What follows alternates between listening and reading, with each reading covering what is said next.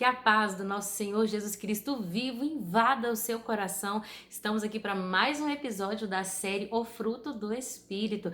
E o fruto, a virtude do fruto que nós vamos falar hoje é sobre paciência ou longanimidade, dependendo da tradução da Bíblia. Mas é uma das virtudes mais difíceis que nós encontramos para uma produção aí eficaz do fruto em nós. Então, para que eu possa edificar a sua vida, assim como tem sido edificante para mim, eu trouxe vários versículos e exemplos de atitudes e daquilo que a palavra de Deus nos afirma sobre esta virtude, a paciência. Então fica comigo, depois da vinheta vamos falar um pouquinho mais sobre o que é essa virtude, o que Deus espera de nós acerca disso.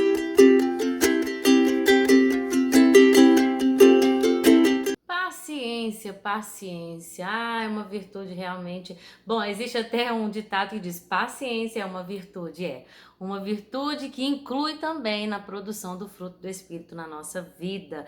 Temos que ser pacientes. O próprio salmista ele vai falar: esperei com paciência no Senhor. Duas coisas difíceis: esperar e com paciência.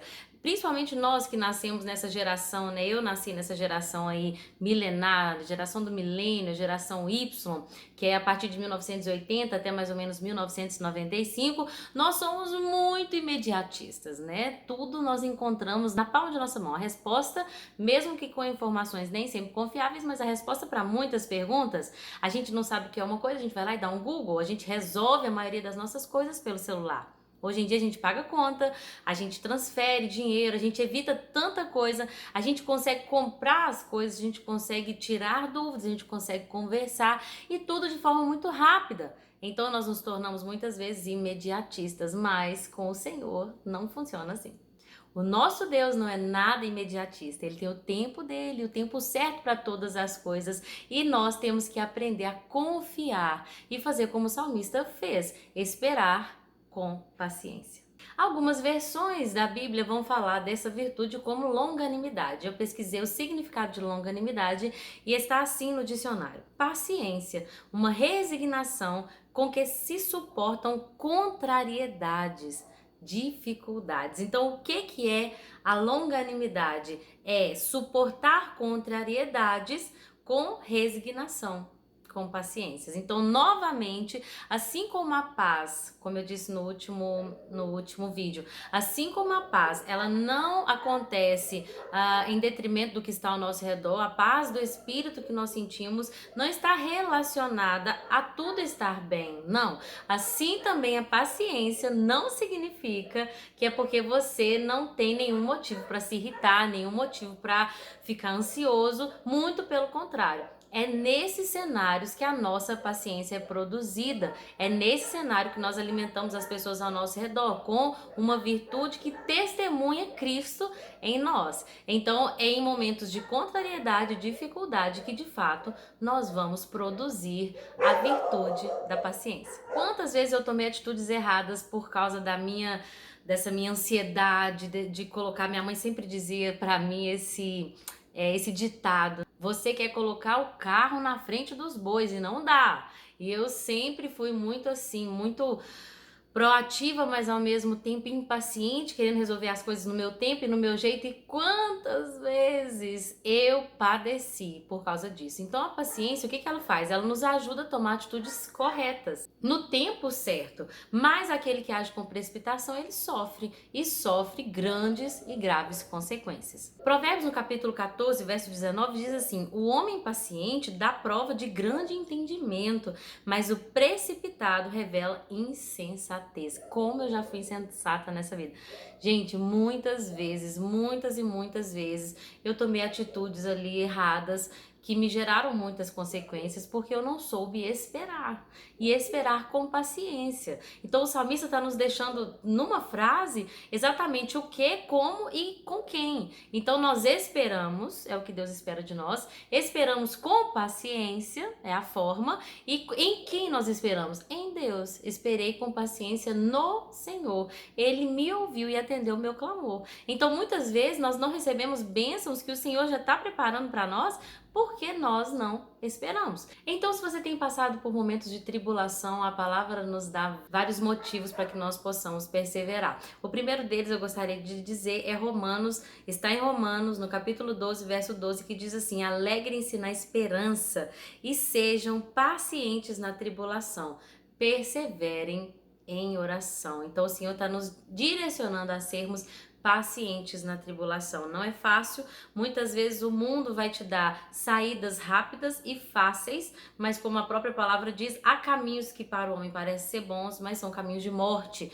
Então se você pode sair facilmente da sua tribulação pecando, eu posso te dizer, não vale a pena. Tá? Tudo que a gente planta, a gente colhe. A Bíblia diz: de Deus ninguém zomba, pois tudo que o homem plantar, isso também colherá. Então não adianta, porque quando nós plantamos para a carne, nós colhemos morte. A lei do pecado, ela produz morte, mas a lei do Espírito, ela vivifica. Não adianta querer sair de uma forma. Por exemplo, vamos imaginar que você está com um problema financeiro e se você fizer algo errado no seu trabalho, você vai ganhar de alguma forma um dinheiro extra. Não vale a pena. Você está roubando e a Bíblia diz que quem faz isso não herdará o reino dos céus. Então não vale a pena. Se você é filho de Deus, você está passando por dificuldades financeiras, Ele é o seu Pai. Ele diz: você deve me buscar e eu vou suprir de todas as suas necessidades. O que eu quero dizer é, ser paciente vale a pena e tem a sua paga. Não adianta nós não sermos pacientes e tomarmos outras atitudes que vão gerar novas consequências. E é muito mais doloroso, gente, é muito mais doloroso. Outro exemplo é quando uma pessoa ela quer muito se casar, ela quer muito ter um relacionamento, Deus ainda está preparando o varão ou a varoa, mas você na ansiedade de querer resolver seus conflitos de carência, seus conflitos emocionais e não esperar no tempo do Senhor, você acaba entrando num relacionamento que vai ser danoso para você, para sua vida espiritual, que pode até, quem sabe, Deus o livre, tirar a sua salvação. Então não vale a pena. Espere com paciência. No tempo certo o Senhor há de te honrar. E também a Bíblia diz que Deus é paciente, Deus é longânimo. O salmista mesmo vai dizer: a sua ira dura só um momento e no seu favor está a vida. A ira do Senhor dura só um momento. As misericórdias dele sempre se renovam. Ele tem tanta paciência com a gente. Ele é tão longânimo para conosco. Naum, no capítulo 1, verso 3, diz: o Senhor é tardio em irar-se, mas grande em poder. Romanos 3:25 fala que ele é tolerante. Romanos 9:22 fala que ele é longânimo. 2 Pedro, no capítulo 3, verso 9, diz: o Senhor não retarda a sua promessa, ainda que alguns a têm por tardia. Mas por que Jesus ainda não voltou? Por que Deus ainda não cumpriu aquilo que estava no coração dele, de um novo reino, de uma nova Jerusalém? A resposta está aqui. Porém, ele, ainda que alguns a tenham por tardia a promessa, porém, Deus é longânimo para convosco, não querendo que ninguém se perca, senão que todos venham a se arrepender. Deus ainda não voltou por causa da sua paciência. Jesus ainda não voltou porque Ele quer que mais pessoas recebam a oportunidade de ouvir a mensagem da cruz e se arrepender. Esse é o maior exemplo de um Deus que é paciente. Por que eu tô falando isso? Porque se nosso Deus é paciente, se Ele nos fez a semelhança dele, então nós temos que produzir o fruto do Espírito, que é também ser paciente. Como eu disse, ser paciente nas tribulações e também ser paciente com os irmãos. Efésios 4, versículo 2 diz: sejam completamente humildes e dóceis e sejam pacientes, suportando uns aos outros em amor.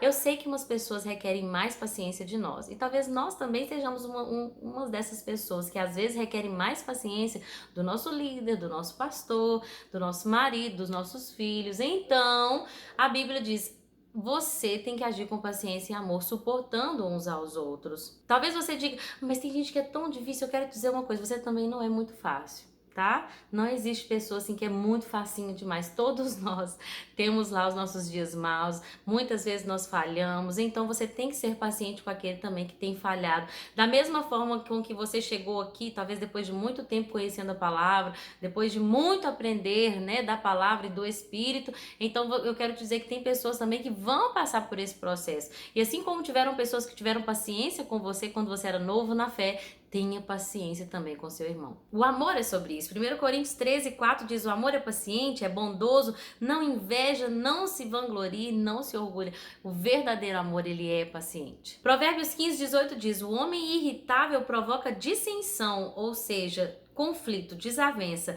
mas quem é paciente acalma a discussão. Deus está nos chamando para sermos pacificadores. Seja paciente. Provérbios 19:11, a sabedoria do homem lhe dá paciência, a sua glória é ignorar as ofensas. Medita nesse versículo, meu Deus. 2 Timóteo 2:24, ao servo do Senhor não convém brigar, mas sim ser amável para com todos, apto para ensinar e paciente. Vamos viver essa palavra? Talvez você diga, Lorena, você não tem noção das pessoas difíceis com as quais eu lido. E a Bíblia diz que assim como o ferro afia o ferro, assim o nosso irmão nos afia. Assim o homem afia o seu amigo.